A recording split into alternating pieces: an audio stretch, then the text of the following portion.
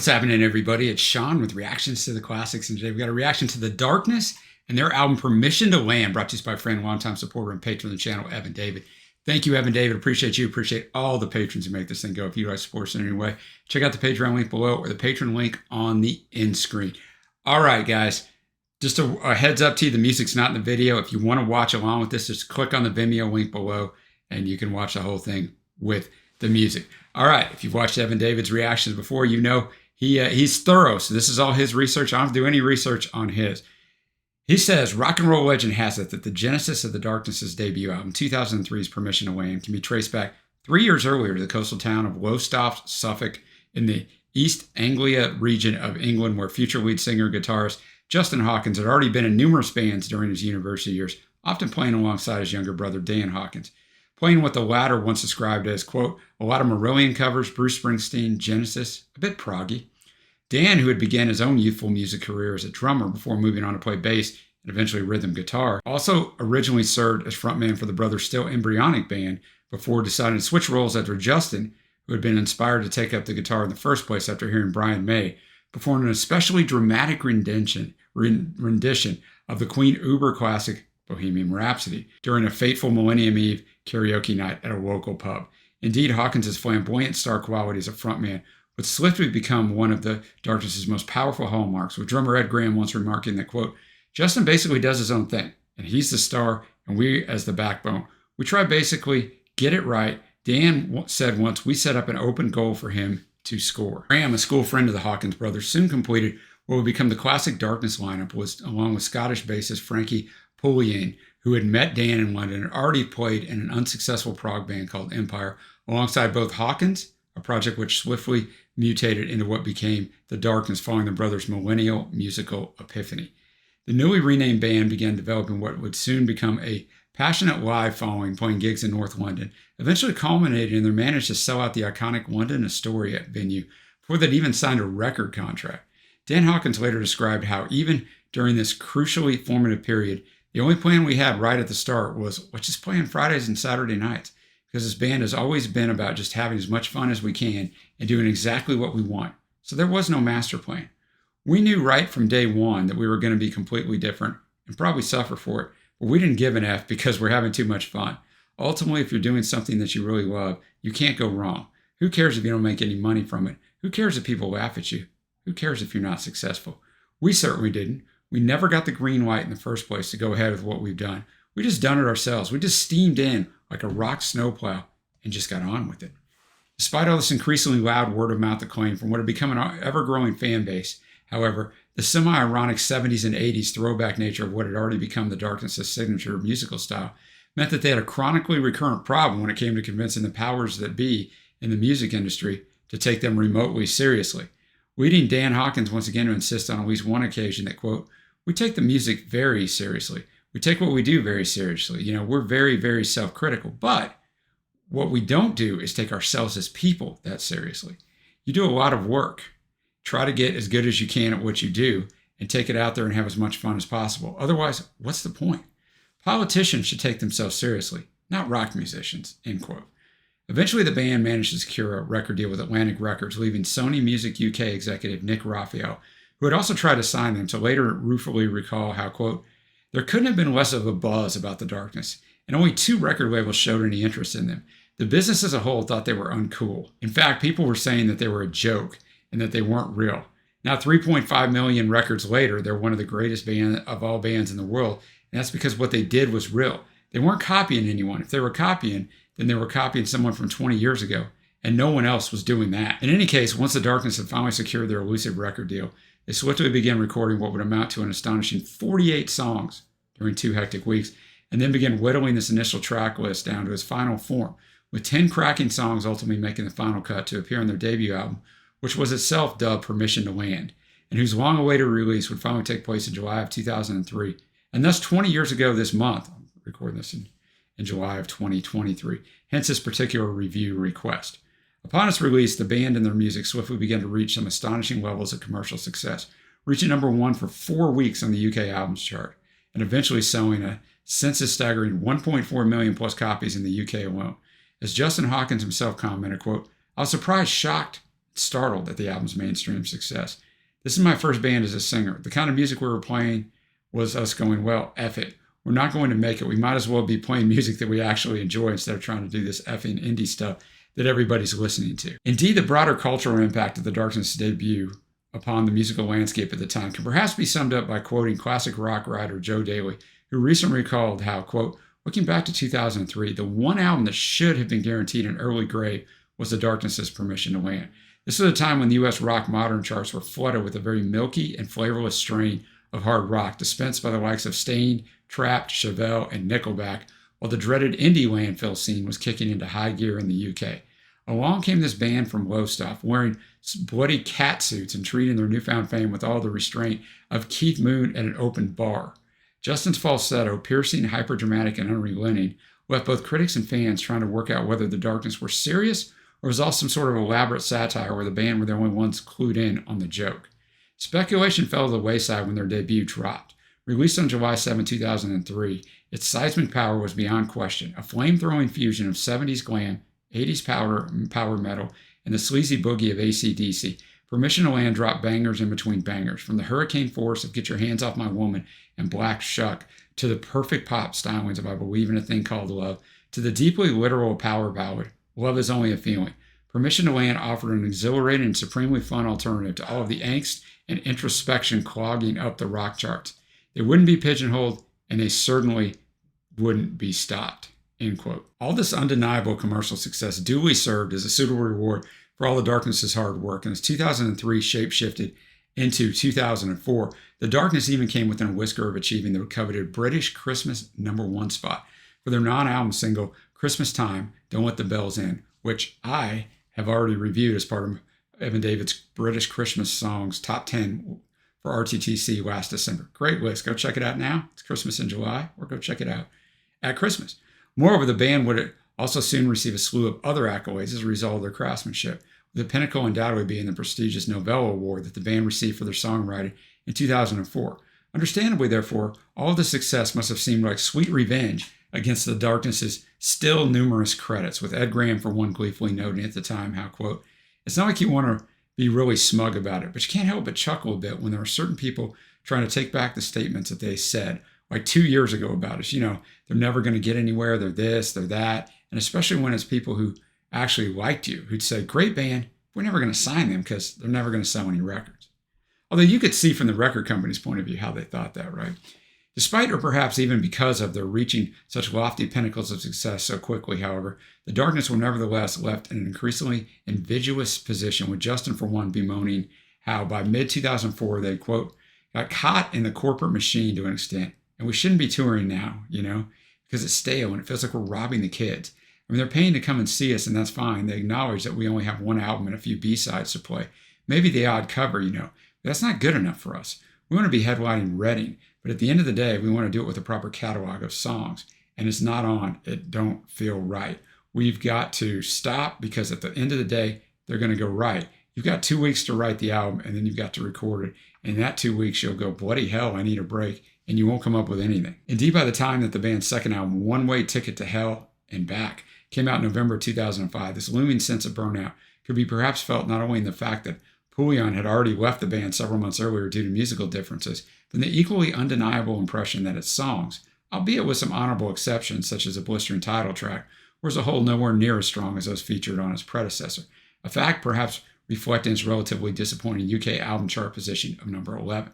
In the aftermath, and having already been through a rehab course for alcohol and cocaine abuse, Justin Hawkins would also leave the band in mid-2006, later claiming that he felt that the band had stopped being creative. He eventually formed another musical project of his own, dubbed Hot Leg, while his erstwhile bandmates attempted to carry on under the name Stone Gods. I will stop for a second and say, you know, we talk about this all the time on this channel. Debut albums are so hard to follow up on because you got all this time to build the material for the debut album, and you got a few weeks or a few months to write all the material and record it for the second album. So that sophomore slump is real, and there's a reason behind it. By 2011, however, the original lineup of The Darkness had reformed, and while Ed Graham would eventually lead the band himself in 2015, to be replaced on the drums by Rufus Tiger Taylor, son of, appropriately enough, Queen drummer Roger Taylor, the band have since recorded a further 5 studio albums to date: Hot Cakes in 2012, Last of Our Kind in 2015, Pinewood Smile in 2017, Easter is canceled in 2019. Sorry, boys and girls. And Motorheart in 2021. And have recently announced a 20th anniversary tour to celebrate the album that started it all. This one, right? With Justin Hawkins, who has also since hosted his own highly popular YouTube channel, Justin Hawkins Rides Again. I got to go check that out, but people tell me I need to. Reminding fans in typically bombastic fashion that, quote, when Permission to Land landed 20 short years ago, we were bathed in shock and awe, and if by magic rock wasn't dead, fun wasn't banned, and spandex was almost acceptable again. Well, guess what? 20 years on, the same rules apply. So please squeeze yourselves into those inappropriate leggings, backcomb your mullet, splash on a big handful of attitude, and come celebrate with us. We promise everything, and we deliver every time. Bring on the next 20, the darkness, the best for you forever. Evan David says, as such, all that remains is for me to hope that you all enjoy this album as much as I did at the time, and still do to this day. We're also looking forward to reading your comments below and seeing whether or not they echo the words of one anonymous fan at the Darkness' second Astoria gig, who commented that, quote, half the people think it's just all one big joke, like a Mickey take of the 80s. The other half think, hang on, actually, if this had been released in the 80s, it'd have been world class. Great write-up as always. I don't really know anything about the Darkness. I do a live stream every Wednesday. Trey does one every Monday on the stream. Go check that out. In this live stream, I mentioned that I was doing this album, so people brought me a couple songs, one of them that's on here. Maybe they were both on here, but I know one of them's on here. So that's all I know. So to remind you again, the music will not be in this video, but it will be at a Vimeo link below. Click and follow along if you want to. Let's get this thing started. With the first track, Black Shuck, Evan David says, a rollicking barnstorm of an opening track, this musical Shaggy Dog story is based upon a particular grisly piece of local folklore from the Hawkins' brothers' childhood, with Justin himself later explaining how their use of this Hound of the Baskervilles style legend of, quote, an East Anglian hellhound with a red eye who attacked a church to kick off the album was in fact, quote, another sort of indication of our determination to be ourselves, really. A lot of bands kind of try to globalize the subject matter of their songs rather than having a story. It could be anywhere. I remember visiting Blytheburg Church, the scene of the Black Shuck disaster or myth as a child, and they told us about the myth and they showed us the door with the scratch marks on it and stuff. But then that's a significant story, really, for that part of the town, for that part of the county. And every county has a hellhound. In a way, it's quite an educational song. So we're going to have the lyrics up as always. Thanks again, Evan David. All right, Black Shuck, just about, the story of a hound attacking this church, which is supposedly based on a real life story legend there. So Justin's vocals, are quite interesting. He gets that higher pitched, as I mentioned in the opening write-up. Guitars, Justin and Dan, and the guitar work is fantastic. Drumming by Ed is really good too. So a good rocking way to start us out. So we have the second track, Get Your Hands Off My Woman. First released as the band's debut single in February 2003, reached number 43 in the UK. This comic lament at one's own obsessive macho sense of possessiveness has since become a sing-along crowd favorite at many a Darkness gig, not least because of the copious amounts of swearing to be found in the lyrics. In any case, while Justin has insisted that, quote, I've never said that in real life, I've only thought it. I'm glad to have the opportunity to write a song to express it. That's the kind of guy I am, passive-aggressive.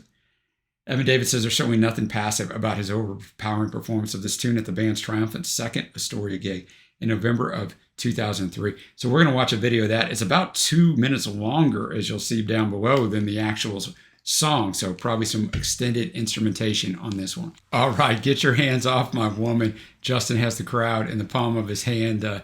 Just a fun one there. I don't know all the lyrics because when he sings that high, like throughout the verses, it's hard to even understand what he's saying, but you understood the chorus and you understood the idea of the song. So fun to see that high energy performance. Next up, we got Growing on Me. First released as a single in June of 2003, reaching number 11 in the UK. According to Justin, this song is about, quote, a sweet lady woman that you will never fully fathom or understand, but you love her so much that after a while, it doesn't matter. This is performed live at the Tea in the Park Festival in Scotland in July of 2004. We're going to watch another performance. So she's really growing on Justin. He cannot get her out of his head. I thought what was interesting there on that performance is a couple things. His voice didn't match. Now, maybe it was off on the recording. His guitar was not plugged in, and the solo that Dan did not match either. But maybe the music in the video is off, because sometimes that's the case in recordings like this. But high energy, great live performers, and obviously, as we mentioned in the intro, that's kind of how they made their way, and I can see why. Next up, we have I Believe in a Thing Called Love. First released as a single in September 2003, reaching number 2 in the UK. This absolutely fantastic tune was voted the greatest song of the 21st century so far by readers of Classic Rock magazine back in 2020, and I, for one, can definitely see where they're coming from.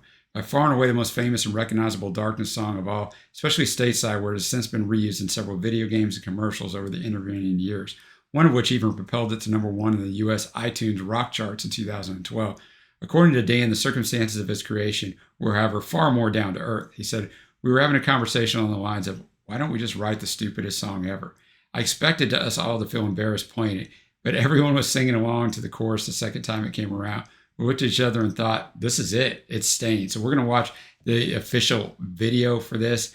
This was one of the songs that was played on my live stream last weekend. I sort of know this song, but not greatly. It wasn't a great hit in the US or anything like that. I believe in a thing called love. You can see how if you watch this video, you would think these guys were kind of trying to mock things and trying to be funny, right? Because this is a totally ludicrous video.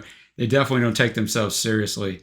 You're not laughing at them, you're laughing with them. But what makes this song so good is Justin's manipulation of his vocals, right? That's what makes this thing so catchy. The instrumentation's great, but it's his performance that just makes this song absolutely stand out. You can see why it's so well thought of. Next up, we have Love Is Only a Feeling. First released as a single in March of 2004, reached number 5 in the UK. This truly majestic power ballad to end all power ballads can very much be seen as a reply of sorts to the romantic euphoria of the previous track, with its somewhat more downcast yet resolute attitude, perhaps reflecting what it can feel like once that initial honeymoon stage of a relationship is worn off. Nevertheless, in musical terms, it's just as powerful an achievement as its predecessors in many ways, as far as I'm concerned, Evan David says, especially when it comes to showcasing the band's often underrated 4-part harmony skills, as I hope you'll agree in reacting to the song's unsuitably cinematic official video. All right, Love Is Only a Feeling, kind of a heavy song, right? Love is only a feeling drifting away. When I'm in your arms, I start believing it's here to stay, but love is only a feeling anyway. And, he kind of says how he truly believed in it, but it's really just a temporary thing. That light of my life would tear a hole right through each cloud that scudded by, just to beam on you and I. Love is only a feeling. When I'm in your arms, I start believing, but love is only a feeling anyway. So, you get the idea that it's not going to last, right? It's only a feeling, but really well done, man. The harmony vocals, as Evan David pointed out, were nice. Great outdoor environment for filming this thing. I don't think it was trick photography. I think they were on top of that. Nowadays, it would definitely probably be trick photography, but just really well done. Next up, we have Giving Up, a compellingly tragic comic musical ode to the dubious, apathetic joys apparently induced by certain illegal substances. According to Justin, quote, "The subject of drugs and how it affects people is often approached in song. Usually people would just, try to be cryptic or judgmental. No one ever approaches it head on and goes, this is why people do it. And it is really determined, and it's a really determined effort to just say it exactly as it is, using as many swear words as is appropriate and just trying to describe it from a drug user's perspective." So this ought to be entertaining. Giving Up, a song written from a heroin user's perspective. Justin says he's never used heroin in his life, so it wasn't about anybody in the band, he said, but just that's kind of what the lyrics talk about. The guitar work on here is the standout for me, but a good fun song. Next up, we have Stuck in a Rut, one of the most underrated songs on the album, Evan David says. This hard rocking tune also showcases Justin's uniquely appealing vocal combination of flamboyant falsetto theatrics with a typical knowing sense of British humor, especially in what I, for one, like to call the Igor bit of the song. Trust me, you'll know it when you hear it. All right, Stuck in a Rut, talking about some different roads that are actually near their hometown, and I would imagine the Igor parts where he's getting that crazy laughter, master kill me, master kill me. Really good guitar work, and Justin's performance on their vocally was quite good. Next up, we have Friday Night, returning to far more lighthearted, even bouncier territory, both musically and lyrically. This enjoyable, nostalgic tale of teenage romantic shenanigans, coupled with an extremely hectic social schedule, is one of Evan David's personal favorites from this album, and moreover, wouldn't seem out of place in any high school-based rom-com and or slice of lifestyle anime, which makes it seem rather appropriate for me to ask you guys to react to this live performance of it in front of what was probably a largely teenage audience on UK music TV show CD UK. All right, Friday Night, just a fun tune. Nice performance. I think it was all lip synced, but good performance there. You could feel the energy. Of course, on Monday, rowing, Tuesday, badminton, dancing on a Friday night. I got ping pong on Wednesday, needlework on Thursday, dancing on a Friday night with you. And it's running down different things in another part of the chorus, but just a good little fun song. All right, we got 2 tracks left. We got Love on the Rocks with No Ice. Switching musical gears once again back to much hard rockier terrain, this guitar-driven sob story of a relationship gone stale is in perhaps the most sustained showcase of the Darkness' more conventionally rocking, even blues-esque musical chops on the album, with suitably powerful and even at times menacing results. Love on the Rocks with No Eyes. Basically, they're not as close as everybody thinks, but the highlight of this is definitely just the musicianship on this, right? This would have definitely fit in on an 80s hard rock album, no doubt. Like, everybody is firing on all cylinders. So that was pretty impressive. I think that was kind of their flex for the album of like, look what we could do musically if we want to. All right, we're going to finish it up with Holding My Own. Evan David says, finishing things off on this album with a return to power ballad territory. This song sums up many of the reasons why The Darkness, and this album in particular, still stand the proverbial test of time, even after 20 years. Powerfully rocking instrumental work, check. Justin Hawkins' unique vocal stylings in full effect, check. Emotionally effective, yet still wildly innuendo-laden lyrics, very much check. All right, Holding My Own. Really good musicianship here, as Evan David said. Not really going to talk about if you listen to the song, the lyrics are pretty self-explanatory. Heck, the title is pretty self-explanatory, but a good way to end the album, just showcasing both the arrangement, the musicianship, and Justin's vocals. Before we get to my favorites, let's get to Evan David's top 3 favorite tunes on this album.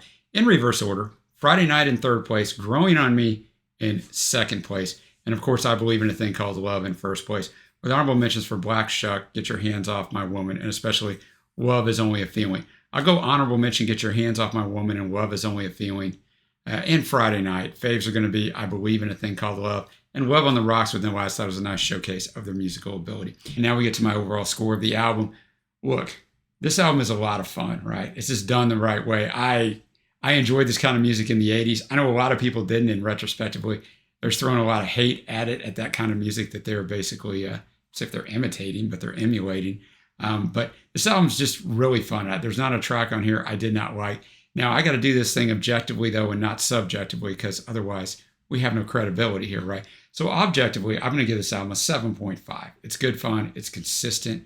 It's well done. And on my own personal scale, it would score much higher. This is an album I will listen to again because I personally enjoy it. So 7.5 overall, but for Sean, much higher. So thank you, Evan David, for bringing this one. Let me guys know what you think of this album down below. I know if you're in the UK, you're very familiar, and a certain age, you're very familiar with these songs. For me here in the United States, not at all, man, but it was a good, fun one. So let me know what you think below. And until next time, guys, I will see you.